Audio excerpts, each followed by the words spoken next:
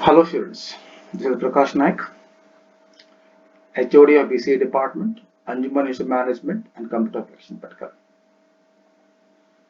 In today's session, we shall learn about input, output and form design for BCA 4th semester, Karnataka University Dharwad for the subject System Analysis and Design. Before I start my session, if you have not subscribed my channel, I request you to please subscribe my channel and press the bell icon, which will motivate me to create more videos for efficiency. Now, the most common cause of data processing is inaccurate input data. This means if your input data is not correct, if input data is not accurate, this may cause various errors in data processing. Now, these errors are commonly done by data entry operators. This can be controlled by the input design. This input design is done by the programmer or the software developer.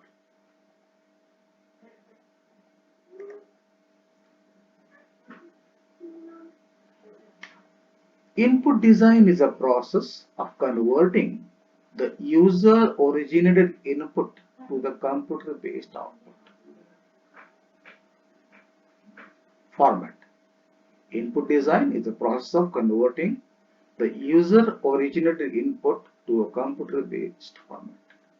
This means whatever the input is given by the user will be converted into the computer format. This part is done by input design. Now, the information for this input design is obtained through data flow diagram or the system flow chart.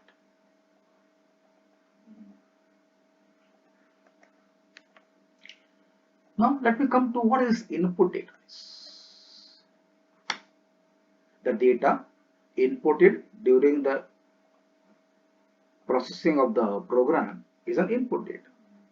The goal of designing input data is to make the data entry easy, free from errors as much as possible. When the data entry operators enters the data, he needs to know the following things. Number one, he should know the allocated space for each field. That means how many letters can be entered to a particular field or how many numbers can be entered to a particular field. For example, date. It is sure that DDMMYY. How many letters? 10 letters. Then vehicle registration number, 10 letters. Mobile number, 10 letters. Okay. And field sequence must match with the source document. All the sequence of fields are there. These sequence of fields should match with the source document. The format in which the data fields are entered, for example, filling out the date field is required through that edit format. For example, I want to enter the date in DDMMYY format. MM/DD/YY. So after the month, I should get a slash. After the day, I should get a slash. And this year should be in 4 digits.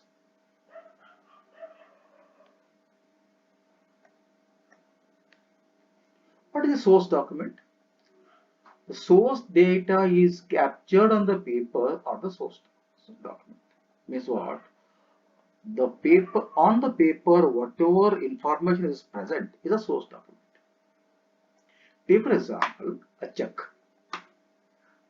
A check written against an account is a source document. What does the check contain? The check contains the check number, The check contains the date of payment. The check contains to whom the amount is to be paid, who is the payer, so on. So all these information we get the check. The source document can be entered into the system through various devices. If I go through the previous, some years back, 60s, there were punch cards. Through the punch cards, the informations were punched and stored to the central processing unit. And later on, we came to disk, floppy disk. And many times, what we do is we enter through the keyboard. So even today, we enter through keyboard.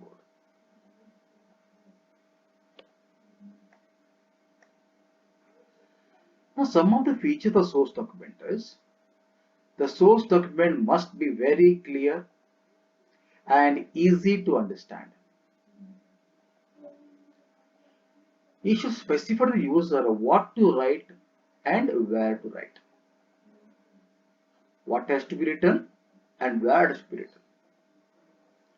Take for example, a date of birth has to be written. This date of birth is having a format. As on the computer screen you can see, 15 August 1985 is one format. This means what? The day is in number, the month is in alphabets, year is in a number. The second example you can see, September 10, 1980. Again the month is in letters. Third example you can see, 5/4/95. All are numeric. Right? The fourth one you can see, 4/5/95. It's an European style. Right? It shows DDMMY format.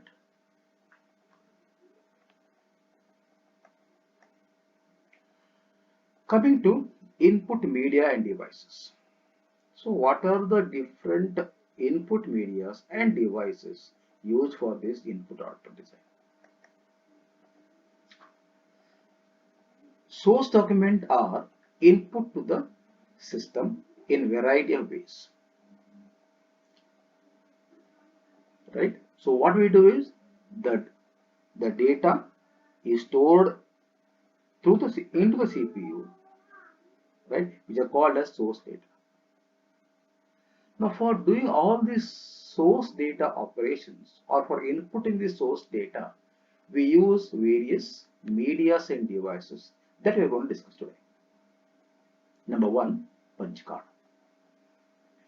key to disk, MICR, optical character recognition, that is OCR, optical barcode reader, cathode ray tube screen.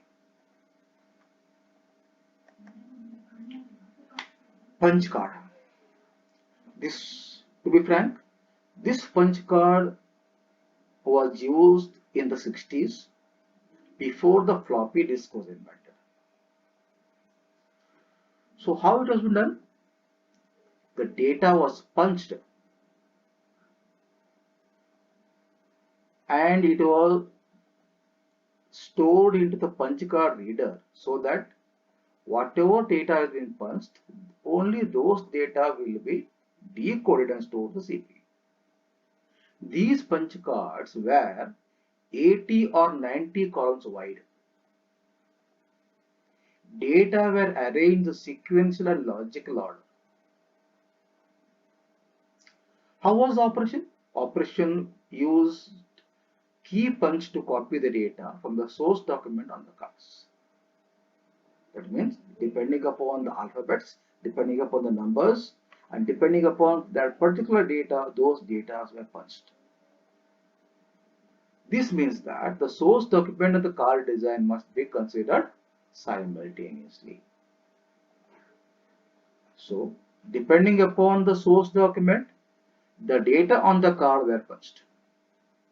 And then this card was put into the punch card reader, which will read the punch data and send the data to the central processing unit. Key to disk. Now, a diskette replaces the card. That's what. So when this disk was invented, the punch cards were discarded. It was replaced with the card. And it stores up to 3,25,000 characters of data equivalent to the data stored in 4,050 cards. This means in one disk we can store 3,25,000 characters. We can store 3,25,000 characters, which was equivalent to 4,050 cards of the punch card.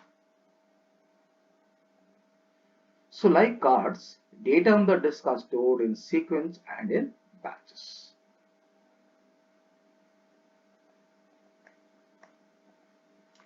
MICR stands for Magnetic Ink Character Recognition. So this device is mostly used in banks. In most of nationalized banks, this MICR device is used. So exactly what happens in the bank is you are given a check and a pen where the ink is made of ferrous oxide. You are required to write your account number, date of transaction,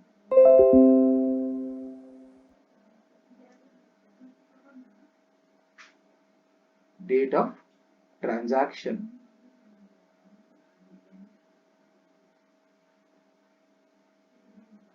and these checks are processed by the MICR device. So whichever data is written by ferrous oxide will be decoded and stored to the CPU. The advantage of the MICR device is that even if you roughly handle the check, this MICR device can easily read those checks.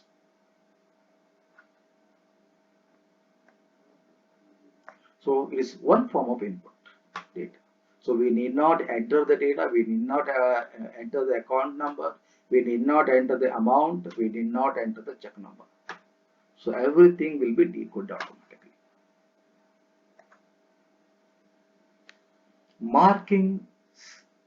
Mark sensing reader.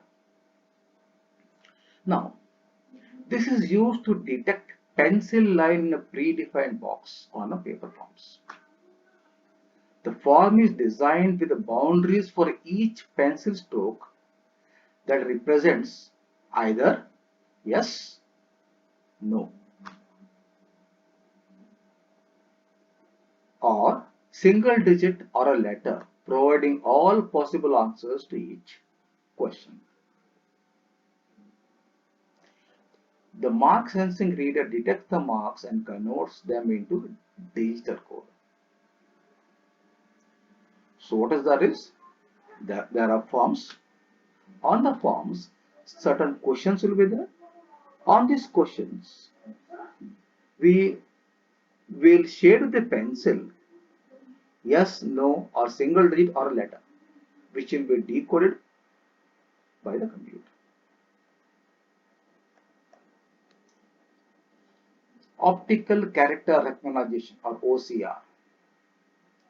These are similar to MICR readers, except that they recognize pencil, ink, or characters by the configuration rather than magnetic pattern.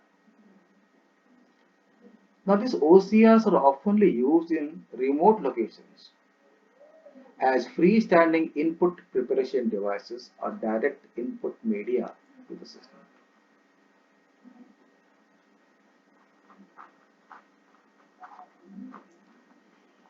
One more thing is this OCR can check the handwriting or the signature of a person,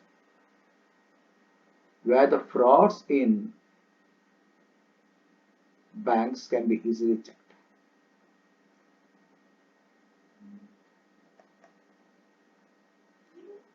Optical barcode reader. These are mostly used in supermarkets, where in the supermarket we get various grocery items. Not only grocery items, even books. And all these books have certain barcodes. These barcodes need to be scanned and need to be read. For this, what we need is we need a barcode reader. So, the widely known system is the Universal Product Code or UPC, which codes retail items in the stores. The automatic tag reading is a major breakthrough in speeding up customer service and eliminating costly data input errors at point of scale.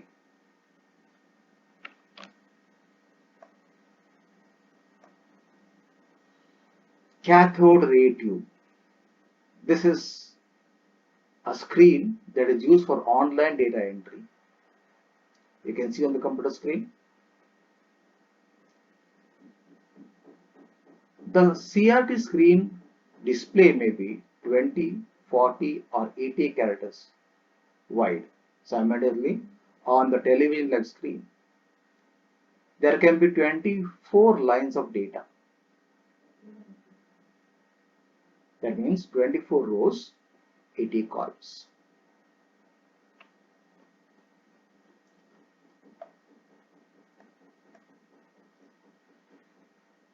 Online data entry.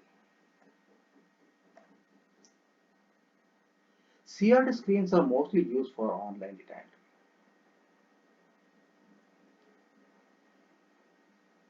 As the terminal prices decline and the microcomputers are commonly used, entering the data directly to the keyboard is popular. ATM, that is automatic teller machine in banking, point of scale in retailing have become common, where an online data entry is been done.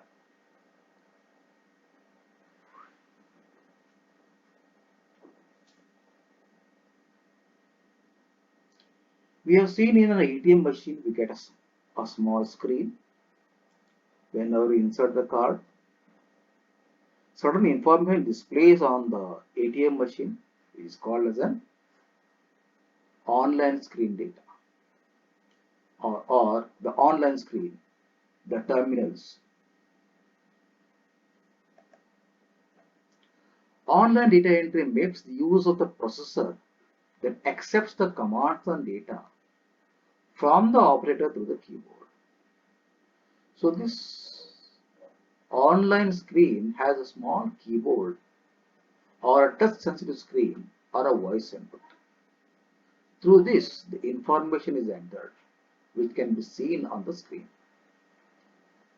The input is analyzed by the processor and is accepted or rejected depending upon the commands stored in the program. There are three major approaches for entering data into the computer. For this online data entry, there are three major approaches. Number one, menu. Number two, formatted forms. Number three, prompt. Now, what is menu? Let us see. Menu is a selection list that simplifies the computer data access or entry. In the Windows platform, on the top of the screen, we can see a horizontal bar with various options like file, edit, insert, so on. This entire horizontal bar is called as a menu bar. On the computer screen, you can see here an vertical menu bar is present. Add customer, delete customer, modify customer, exit. And to choose, I have to type the letter. If I want to choose add customer, I will type A. If I want to choose delete customer, I have to enter B. If I want to modify customer, I have to enter C. If I want to terminate the program, I will type D. So this data goes into the system. Now, here we have to remember all the commands and we have to type it. But in Windows, all the commands are available on the screen. We have only choose the required option by use of the mouse. Instead of remembering what to enter, the user chooses from the list of options and types the option letters associated with it. The menu limits the choice of responses but reduces the chance of errors in data entry. By using this, we can avoid spelling mistakes. If there is no spelling mistakes, there will be no errors. If there is no errors, your program will be error free and will get the output efficiently. Formatted form. What is this? It is a pre-printed form or a template that requests the user to enter the data in an appropriate location. Means what? We get a predefined format of the paper, which is called as a format form. It is like a fill in the blank type. Certain information will be present in the form, but certain information we have to write. We have to write or we have to type. The form is flashed on the screen as a unit. So when we incorporate this on the computer screen, it will flash on the screen and a certain part will be highlighted or within the box. Within that box, you have to type the data.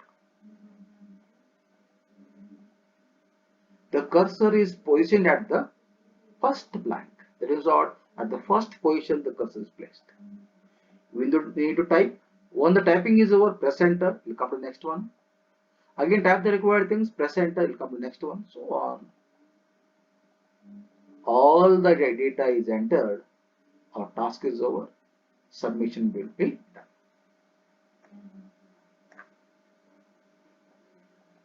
You can see it will be in this manner. Fill in the blank type. Here name is there. I need to type the name here, press enter. It will come here. So here I need to type the address. Then I'll enter the date, I'll enter the account number, I'll enter the account type. After the user responds by filling in the appropriate information, the cursor will automatically move to the next line and so on until the form is completed.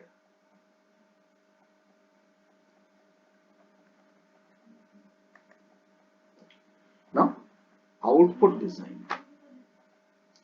Our input part is over. We are inputting the data. Once the input part is over, we have to get the result on the screen, for which we call as an output. This needs to be designed by the program. Computer output is the most important and the direct source of information to the user. In programming, every program must have at least one output. If output is not present, then program is of no use to the user. And this output should be in as per the request of the user. As the user wants, as per the user requirement, we have to get output. It should be efficient and intelligible and help the user in decision making. Now this output will be on the stationery on the paper, it's called hard copy. Or this output will be directly on the computer screen and stored to a file, it's called a soft copy. The printout should be designed around the output requirement of the user. Now for this output design, various devices are available like MICI reader, line, matrix, daisy wheel printers COM, which is called as computer output microfilm, CRT screen display, graph plotters, audio responses. So these are the various devices used in output display.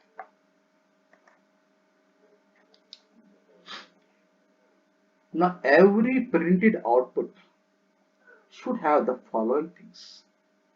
That is, every output should have a name or the title. Every output should have a title. One. Second thing is, output must provide a sample of output layout. That is, the output design should be provided.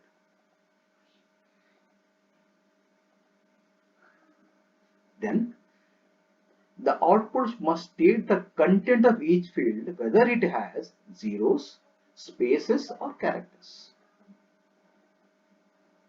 Then, it must specify the procedure for proving the accuracy of the output data. So, whatever output data is correct or not, is accurate or not, this has to be specified. Okay, coming to the last part of this video, that is form design. People read forms. People write on the forms. And people spend a lot of hours handling the forms and filling the forms. So, what is the form? Form is a tool with a message. On the form, we give certain messages. It is a physical carrier of data of information. That means what? On this form, various data are entered or data are written. It is either an authority for action or request for action. That means the user can take an action or it is an authority for action. There are three classifications of form design. Number one, action. Number two, memory. Number three, report. What is action? It is a type of form that requests the user to do something. For example, purchase order, invoice, purchase order, invoice, bill printing, etc. Now, second is memory. This form is a record of historical data that remains in the file. That is previous data, many days data, months earlier data, all within an history. It is used for references and serves the control on the key details. For example, inventory records. That means goods that comes in, goods that goes out. Purchase records, sales records. All these comes under memory. The third classification is report. This form guides the supervisors and other administrators in certain activities. For example, manager. What does the manager wants? Manager wants a report for decision making. For example, profit and loss account or the profit and loss statement. With this, the manager comes to know that the company is going under profit or going under loss. Sales analysis report. The managers will come to know what is the status of their sales in this month or what is the state of the sales in this quarter, so that he can take some actions to increase their sales or increase their work.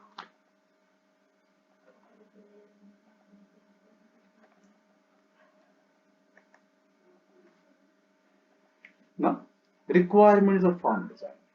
Number one, identification and wording. Every form should have a title. The form title must clearly identify the purpose. The title given to the form specifies what is the purpose of the form. The columns and the rows must be labeled so that there is no confusion at all. The forms are identified by the firm name or the firm code number to make it easier to reorder. Second requirement, maximum readability and use. The form must be easy to use and easy to fill the data. It should be uncomplicated, legible, and intelligible.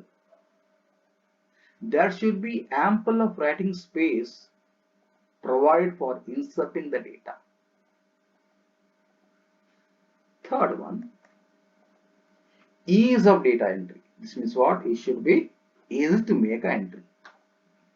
If used for data entry, the form should have the field position indicated under each column of data and should have some indications where decimal points are. For example,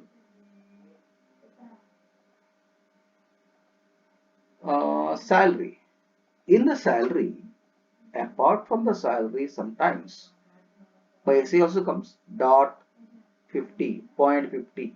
For example, 50,075 is my net pay. So 0.75, what is that? Is a decimal point. 1. Once one data is, for example, name is entered, once the entry is over and the enter key is pressed, it must go to the next field. Or the tab key is pressed, it must go to the next field. So these are the easy way of entering the data. Size and arrangement is the fourth requirement. The form must be easily stored and filled. It should provide space for signatures. Fifth one is use of instructions. There has to be an instruction clearly shown how to handle. Instruction that accompany a form should clearly show how it is used and handled. So how to write the data, all these instructions must be present on the form. Type of report. The form design should consider whether the context is an executive summary, intermediate managerial information, or supporting data. These are the three types of report. The user requirement for each type determined in the final form design. Now coming to types of forms. There are various types of forms. One is flat form. Flat form is a single copy form prepared manually or by a machine and printed on any grade of paper. That means what? A flat form is a single copy form. Suppose if I want one more copy, that means below that I must keep a carbon. For additional copies of the original, carbon is inserted between the copies. It is easier form to design, print and reproduce. It has a low volume use and it is least expensive. So what do you understand? Here, there will be only one form to enter, but whatever we enter on the form, it is on the carbon paper. Whatever we write on the original form, it will come on the other sheet of the carbon paper. Second is unit set or snap out form. These forms has an original copy and several copies with one-time carbon paper interleaved between them. This means what? One original copy and n other copies which will be there on the carbon. For example, I want 5 copies. I'll write once and I'll put 4 carbons. with additional sheets. So I'll get 5 copies. The set is glued into a unit for easy handling. So it is pinned on the top, a pin is made, it will be written, and after removing the original paper you can see, and after removing the carbon you can see the written ones. The carbon paper is approximately 3 by 8 inch shorter than the copy. It means what? The carbon must be shorter than the original paper. The copies are perforated at the glue margin for tearing out, although the carbon is not perforated because perforation and shorter carbon, the forms can easily snapped out after completion. The third is continuous strip or fan fold form. These are multiple unit forms joined together in a continuous strip with perforation between each pair of forms. One-time carbon is interleaved between the copies. They are stacked in a fan fold arrangement. The fan fold is least expensive construction for the large volume of use. Computer printouts are invariably produced on them. They are virtually part of system design. One more type of form is NCR, means no carbon required paper. Several copies can be made by pressing a chemical undercoating on the top sheet into a clay-like coating on the top of the second sheet. That means what? Below the original sheet, what we'll put? We'll put a clay-like coating so that the second paper will get what is written on the first paper. Similarly, the third paper will get what is written on the second paper. The writing pressure forms forms an image by coating material. Is what the image on the second paper comes through the coating material. The same process applies to the back of the second sheet of the for producing a carbon copy on the face of the succeeding sheet. So one problem with NCR is sensitivity of chemicals. It shows every scratch. Further, it is very costly. Thanks for watching this video. See you in the next video. Thank you.